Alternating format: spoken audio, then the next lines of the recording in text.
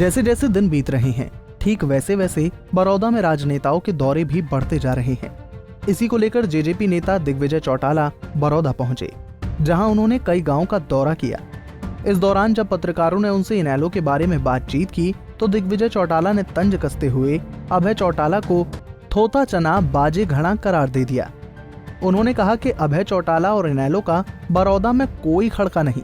आज बड़ौदा हल्के के लगभग आधा दर्जन गांव के प्रोग्राम है और इस पूरी बेल्ट के अंदर, चाहे वो ब्राह्मण देवताओं के गांव हो या ये सारी जो बेल्ट है, इसके अंदर बहुत बढ़िया रिस्पांस है। निश्चित तौर पर जो हालात पैदा हो रहे हैं उससे ये लगता है कि थम्पिंग मेजॉरिटी से गठबंधन इस चुनाव को जीतने जा रहा है और ये बदलाव की नींव कि लंबे अरसे से पिछले 15 वर्षों में इस क्षेत्र के लोगों ने चौधरी भूपेंद्र हुड्डा के और कांग्रेस के पक्ष में वोट डाला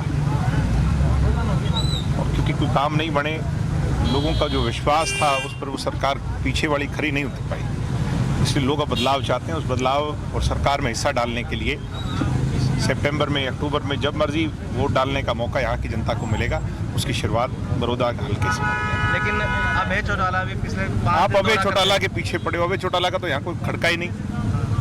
बात उसकी करो जो कंपटीशन में हो। सर, नई एजुकेशन पॉलिसी आई, उसके ड्राफ्ट थोथा चनार बाजे घना।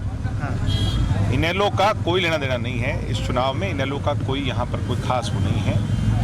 और अभय चौटाला जी का जो व्यवहार रहा है, अभय चौटाला जी की जो राजनीतिक सोच रही है, उनका पॉलिटिकल एटीट्यूड रहा है, वो अभय के भय से सारा हरियाणा परिचित है, तो इसलिए उनकी चर्चा ना करें। इस दौरान दिग्विजय चौटाला सरकार और बीजेपी से नाराज चल रहे पीटीआई टीचरों के मामले में नरमी दिखाते नजर आए।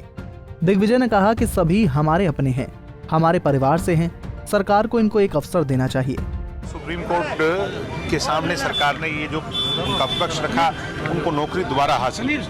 मैं फिर भी कहता हूँ, मैं मांग करता हूँ हरियाणा की सरकार से, सभी लोगों से, कि ये लोग हमारे अपने लोग हैं, हमारे परिवार के लोग हैं और इन्हें फिर भी लीनियंसी से देखना चाहिए, इन्हें फिर और अवसर देना चाहिए। कोई भी तरीका अगर पीटीआई की बहाली का हो सकता है, उसके निकाल करके पीटीआई को बहाल करना चाहिए और करना ही होगा, क्योंकि ये हरियाणा के लोग हैं और हरियाणा के लोग, एक भी व्यक्ति अगर परेशान होता है तो परेशानी हमारी।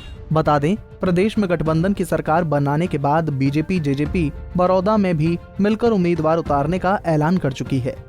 यही वजह है कि बारी बारी बीजेपी और जेजेपी के नेता लगातार बड़ौदा के अलग अलग गांव का दौरा कर रहे हैं। गोहाना से सुनील जिंदल, पंजाब केसरी टीवी।